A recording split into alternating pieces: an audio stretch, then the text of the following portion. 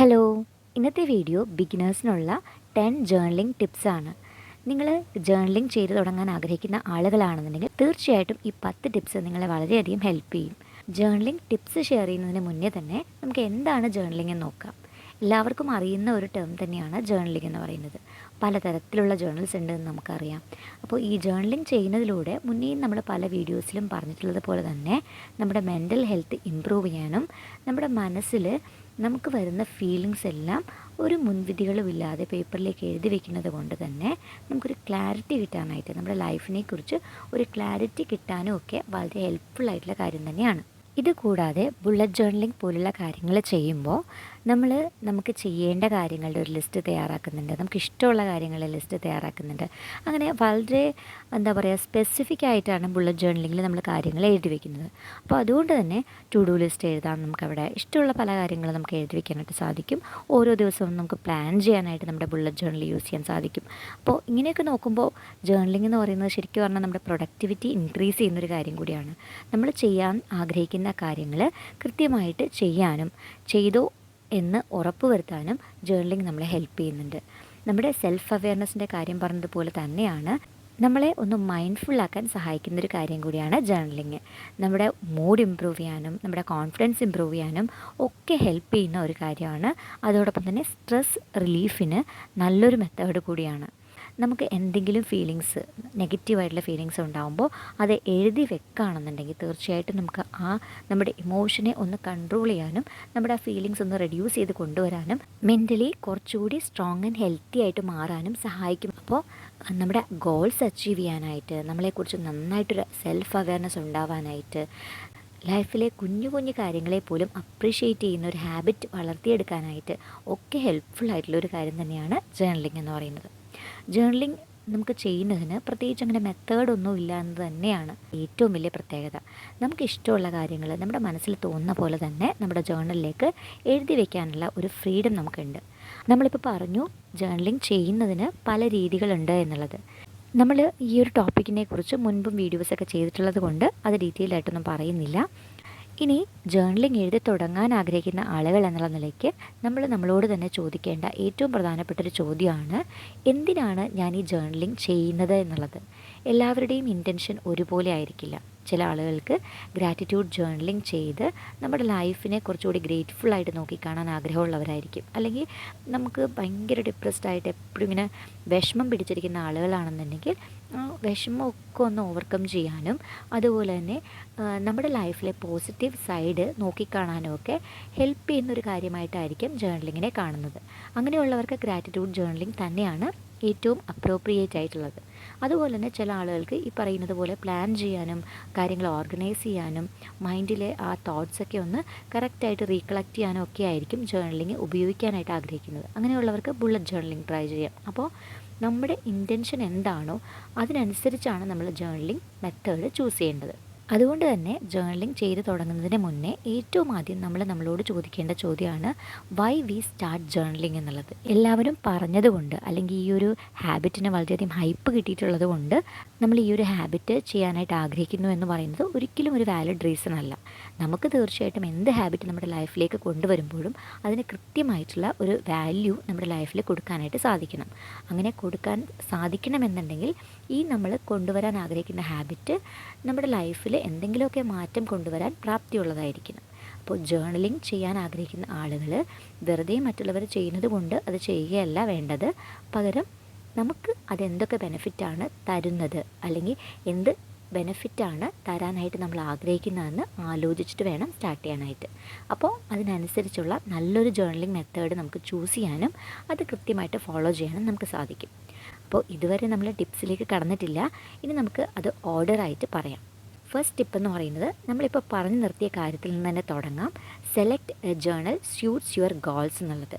എന്താണോ നിങ്ങളുടെ ലക്ഷ്യം അതിന് സ്യൂട്ടബിൾ ആയിട്ടുള്ള ഒരു ജേർണൽ വേണം തിരഞ്ഞെടുക്കാനായിട്ട്. ഒരുപാട് എഴുതാൻ സമയമില്ലാത്ത ആളുകളാണെന്നുണ്ടെങ്കിൽ ചുരുക്കി എഴുതാൻ പറ്റുന്ന ടൈപ്പ് ഓഫ് ജേർണൽ വേണം നിങ്ങൾ പ്രിഫർ ചെയ്യാനായിട്ട്. ഒരിക്കലും ഒരുപാട് എഴുതാനുള്ള അത്രയും വലിയൊരു പുസ്തകം തിരഞ്ഞെടുത്ത് കഴിഞ്ഞാൽ അത് തീർച്ചയായിട്ടും അത് ഉപയോഗിക്കാനായിട്ട് പ്രാക്ടിക്കലി അത് ഉപയോഗിക്കാനായിട്ട് വളരെയധികം ബുദ്ധിമുട്ടായിരിക്കും. പിന്നീട് ആ ജേണൽ നമ്മൾ വേണ്ട വിധത്തിൽ ഉപയോഗിച്ചൊന്നും വരില്ല. അപ്പോൾ അതുകൊണ്ട് തന്നെ എന്താണോ നിങ്ങളുടെ ഗോൾസ് അതിന് സ്യൂട്ടബിളായിട്ടുള്ള വലുപ്പത്തിലും അതിന് സ്യൂട്ടബിളായിട്ടുള്ള മെത്തേഡ് ഉപയോഗിക്കാൻ പറ്റുന്നതുമായിട്ടുള്ള ജേണൽ വേണം നിങ്ങൾ ചൂസ് ചെയ്യാനായിട്ട്. ഇനി രണ്ടാമത്തെ കാര്യമായിട്ട് പറയാനുള്ളത് കീപ്പ് യുവർ ജേണൽ ക്ലോസ് എന്നുള്ളതാണ്. നിങ്ങൾ ബിഗിനർ ആയിട്ടുള്ള ഒരാളാണ്, അപ്പോൾ ഏറ്റവും സ്യൂട്ടബിളായിട്ടുള്ള ഒരു ജേണൽ നിങ്ങൾ സെലക്ട് ചെയ്ത് കഴിഞ്ഞു എങ്കിലും ആ ജേണൽ എവിടെയെങ്കിലും കൊണ്ടുപോയി ഭദ്രമായിട്ട് അടുക്കി വെച്ച് കഴിഞ്ഞാൽ നിങ്ങളത് കാണുക പോലുമില്ല. നിങ്ങൾക്ക് ഈ ഒരു ഹാബിറ്റ് ഇല്ലാത്തത് കൊണ്ട് തന്നെ നിങ്ങളതിനെപ്പറ്റി പലപ്പോഴും മറന്നു പോകാനുള്ള ചാൻസും ഉണ്ട്. അതേസമയം നിങ്ങൾ ഉപയോഗിക്കുന്ന നിങ്ങളുടെ ജേണൽ നിങ്ങളുടെ തൊട്ടടുത്തായിട്ട് തന്നെ ഉണ്ട്, നിങ്ങൾക്ക് വിസിബിളായിട്ട് ഉള്ള സ്ഥലത്ത് തന്നെയാണ് അത് പ്ലേസ് ചെയ്തിരിക്കുന്നതെന്നുണ്ടെങ്കിൽ തീർച്ചയായിട്ടും അത് കാണുമ്പോൾ നിങ്ങൾക്ക് എഴുതുക എന്ന് പറയുന്ന കാര്യത്തിനെ പറ്റി ഓർമ്മ വരികയും ആ ജേണൽ ഉപയോഗിക്കാനുള്ള സാധ്യത കൂടുകയും ചെയ്യും. അതായത് നിങ്ങൾ കിടക്കുന്നതിന് മുന്നെയാണ് ജേണൽ എഴുതാൻ പ്ലാൻ ചെയ്യുന്നതെന്നുണ്ടെങ്കിൽ തീർച്ചയായിട്ടും നിങ്ങളുടെ ബെഡിൻ്റെ അരികിൽ തന്നെ നിങ്ങളുടെ ജേണലും അത് എഴുതാൻ വേണ്ട പേനയും എടുത്തു വെച്ച് റെഡി ആയിട്ടുണ്ടാവണം. അതെപ്പോഴും അവിടെ ആ സ്ഥലത്ത് തന്നെ കൃത്യമായിട്ട് വയ്ക്കുന്നതായിരിക്കും നല്ലത്. അല്ലെങ്കിൽ എളുപ്പം എടുക്കാൻ പറ്റുന്ന തൊട്ടടുത്തുള്ളൊരു കബേർഡിൽ അത് പ്ലേസ് ചെയ്യുക. നിങ്ങൾക്ക് കാണാൻ പറ്റണം അത്, എന്നാൽ മാത്രമേ അത് യൂസ് ചെയ്യാനായിട്ട് തോന്നുകയുള്ളൂ. അപ്പോൾ ഒരു ബിഗിനർ എന്നുള്ള നിലയ്ക്ക് തീർച്ചയായിട്ടും നിങ്ങളുടെ ജേണൽ നിങ്ങളുടെ അടുത്തായിട്ട് തന്നെ ഉണ്ടാവണം. ആ ഒരു ഹാബിറ്റ് തുടങ്ങി കിട്ടുന്നതിൻ്റെ ഭാഗമായിട്ട് അത് കണ്ടാൽ മാത്രമേ നിങ്ങൾക്കത് യൂസ് ചെയ്യാനായിട്ട് തോന്നുള്ളൂ. ഇതാണ് നമ്മുടെ രണ്ടാമത്തെ ടിപ്പ് എന്ന് പറയുന്നത്. ഇനി മൂന്നാമത്തെ ഒരു കാര്യമായിട്ട് പറയുന്നത് സെറ്റ് എ റിമൈൻഡർ എന്നുള്ളതാണ്. ഈ ഒരു ഹാബിറ്റ് നിങ്ങൾക്ക് മുന്നേ പരിചയമുള്ള ഒന്നല്ല. അതുകൊണ്ട് തന്നെ എപ്പോൾ അത് ചെയ്യണമെന്നുള്ളത് ഒരു ടൈം നിങ്ങൾ ഫിക്സ് ചെയ്യുക, ഒരു റൈറ്റിംഗ് റുട്ടീൻ നിങ്ങൾ ഫിക്സ് ചെയ്യുക. ഏത് സമയത്താണ് നിങ്ങളിത് ചെയ്യാനായിട്ട് ഉദ്ദേശിക്കുന്നത്? വർക്ക് കഴിഞ്ഞ് വന്നിട്ട് കുറച്ച് സമയം ഫ്രീ ആവുന്ന, കോഫി കുടിച്ച് റിലാക്സ്ഡ് ആയിട്ടിരിക്കുന്ന സമയത്താണോ, അല്ലെങ്കിൽ എല്ലാം കഴിഞ്ഞ് രാത്രി കിടക്കുന്നതിന് തൊട്ട് മുന്നേ ആണോ, അല്ലെങ്കിൽ രാവിലെ കുറച്ച് നേരത്തെ എഴുന്നേറ്റ് ഒരു 5-10 മിനിറ്റ് നേരത്തെ എഴുന്നേറ്റിട്ട് ആ സമയത്താണോ എഴുതാൻ ഉദ്ദേശിക്കുന്നത്? എങ്ങനെയാണ് നിങ്ങൾക്ക് കൺവീനിയൻ്റ് ആയിട്ടുള്ള ഒരു സമയം കിട്ടുന്നത് അതിനനുസരിച്ച് ഒരു ടൈം നിങ്ങൾ ഫിക്സ് ചെയ്യുക. പിന്നെ ആ ടൈം കൃത്യമായിട്ട് നിങ്ങൾക്ക് ഓർമ്മ വരാനായിട്ട് തീർച്ചയായിട്ടും ഒരു റിമൈൻഡർ, ഒരു അലാം സെറ്റ് ചെയ്യുക. അപ്പോൾ നിങ്ങൾ വേറെ എന്തെങ്കിലും തിരക്കിലായി പോയാലും ശരി, ജേർണലിംഗ് എഴുതേണ്ട ടൈമാണ് എന്ന് പറയുന്ന ഒരു ഓർമ്മ ആ സമയത്ത് വരും. ഇനി നാലാമത്തെ കാര്യമായിട്ട് പറയാനുള്ളത്, നമ്മൾ മുന്നേ പറഞ്ഞിരുന്നു ജേർണൽ തൊട്ടടുത്ത് വയ്ക്കുക തുടങ്ങിയ കാര്യങ്ങളൊക്കെ. പക്ഷേ ജേർണലെന്ന് കേൾക്കുമ്പോൾ നിങ്ങളതൊരു ബുക്കും പെന്നുമാണ് എന്നുള്ള രീതിയിൽ ചിന്തിക്കേണ്ട ആവശ്യം തന്നെ ഇല്ല. അതായത് ബുക്കിൽ തന്നെ എഴുതണം അല്ലെങ്കിൽ പേപ്പറിൽ തന്നെ എഴുതണം എന്ന് പറയുന്ന ഒരു നിർബന്ധമൊന്നുമില്ല. നിങ്ങൾക്ക് വേണമെന്നുണ്ടെങ്കിൽ ഡിജിറ്റൽ ഗാഡ്ജറ്റ്സും അതിനായിട്ട് യൂസ് ചെയ്യാവുന്നതാണ്. നിങ്ങളുടെ ഫോണിലോ ഐപാഡിലോ ഒക്കെ ജേർണലിംഗ് ചെയ്യാവുന്നതാണ്. ബിഗിനർ ആയിട്ടുള്ള ഒരാളെ സംബന്ധിച്ചിടത്തോളം നമുക്ക് ഏറ്റവും കൺവീനിയൻ്റ് ആയിട്ടുള്ള രീതിയിൽ ഒരു ഹാബിറ്റ് സ്റ്റാർട്ട് ചെയ്താൽ മാത്രമേ അത് നമുക്ക് കൺസിസ്റ്റൻ്റ് ആയിട്ട് ഫോളോ ചെയ്യാനായിട്ട് സാധിക്കുകയുള്ളൂ. അതായത് നമുക്കിപ്പോൾ ഒട്ടും എഴുതാനായിട്ട് പേനയും പേപ്പറും എടുത്ത് എഴുതാനായിട്ട് ഇഷ്ടമില്ലാത്ത ആളാണെന്നുണ്ടെങ്കിൽ നിങ്ങൾക്ക് ടൈപ്പ് ചെയ്യുന്നതാണ് കൺവീനിയൻ്റ് എന്നുണ്ടെങ്കിൽ നിങ്ങൾക്ക് നിങ്ങളുടെ കമ്പ്യൂട്ടറോ അല്ലെങ്കിൽ ഫോണോ അല്ലെങ്കിൽ ഐപാഡോ ഒക്കെ യൂസ് ചെയ്യാവുന്നതാണ്. പല പല ആപ്സ് ഇതിനായിട്ട് അവൈലബിൾ ആണ്. അത്തരം ആപ്സൊക്കെ നമുക്ക് യൂസ് ചെയ്യാം. അടുത്തൊരു പോയിൻ്റായിട്ട് പറയാനുള്ളത് റൈറ്റ് ഫോർ യുവർ സെൽഫ് എന്നുള്ളതാണ്. നിങ്ങളിത് മറ്റൊരാളെ കാണിക്കാൻ വേണ്ടിയാണ് എഴുതുന്നതെന്ന് വിചാരിച്ചു കഴിഞ്ഞാൽ തീർച്ചയായിട്ടും നിങ്ങൾക്ക് അത്രത്തോളം ആത്മാർത്ഥമായിട്ട് അതിലേക്ക് എഴുതി വയ്ക്കാനായിട്ട് പറ്റില്ല. എന്നെങ്കിലും ഒരിക്കൽ ആരെങ്കിലും കാണുമെന്ന് പറയുന്ന വിചാരത്തോടെ എഴുതി കഴിഞ്ഞാൽ ഒരിക്കലും നമുക്ക് കംപ്ലീറ്റ്ലി 100% ജെനുവിൻ ആയിട്ട് എഴുതാൻ പറ്റില്ല. അതുകൊണ്ട് തന്നെ റൈറ്റ് ഫോർ യുവർ സെൽഫ്, നിങ്ങൾക്ക് വേണ്ടിയാണ് നിങ്ങൾ എഴുതുന്നത് എന്ന് പറയുന്ന ചിന്തയോടെ നിങ്ങൾക്ക് വേണ്ടി മാത്രമായിട്ട് എഴുതുക. നിങ്ങളാണ് ഇത് കാണുന്ന ആൾ. നിങ്ങൾക്ക് നിങ്ങളുടെ ഗോൾസ് അച്ചീവ് ചെയ്യാനോ അല്ലെങ്കിൽ നിങ്ങളുടെ മെൻ്റലി ഉള്ള ചില വിഷമങ്ങൾ ഷെയർ ചെയ്യാനോ ഒക്കെയുള്ളൊരു സ്പേസാണ് ജേർണലിംഗ് എന്ന് പറയുന്നത്. അപ്പോൾ അതുകൊണ്ട് തന്നെ മറ്റാരെങ്കിലും ജഡ്ജ് ചെയ്യും എന്ന് കരുതി ഒരിക്കലും ആർട്ടിഫിഷ്യലായിട്ട് എഴുതാതിരിക്കുക. നിങ്ങൾക്ക് വേണ്ടി, നിങ്ങളുടെ ഹാപ്പിനെസ്സിന് വേണ്ടി മാത്രം എഴുതുക. ഇനി അടുത്തൊരു പോയിൻ്റ് എന്ന് പറയുന്നത് യൂസ് ജേർണൽ പ്രോംപ്റ്റ്സ് എന്നുള്ളതാണ്. ജേർണൽ പ്രോംപ്റ്റ്സ് എന്ന് പറയുമ്പോൾ മിക്കവർക്കും ഉള്ളൊരു ഡൗട്ടാണ് എന്താണ് ജേർണലിൽ എഴുതേണ്ടത് എന്നുള്ളതിനെ പറ്റി. എന്തെഴുതണം, എങ്ങനെ എഴുതണം, എന്തൊക്കെ കാര്യങ്ങളാണ് നോർമലി മറ്റുള്ളവർ എഴുതാറുള്ളത്, അല്ലെങ്കിൽ എനിക്കെന്താണ് എഴുതാനായിട്ട് സാധിക്കുന്നത്, അല്ലെങ്കിൽ ഒരു ടോപ്പിക്ക് കിട്ടുന്നില്ലല്ലോ, ഇങ്ങനെയുള്ള പല ചിന്തകൾ നമ്മുടെ മനസ്സിൽ വരാൻ ചാൻസ് ഉണ്ട്.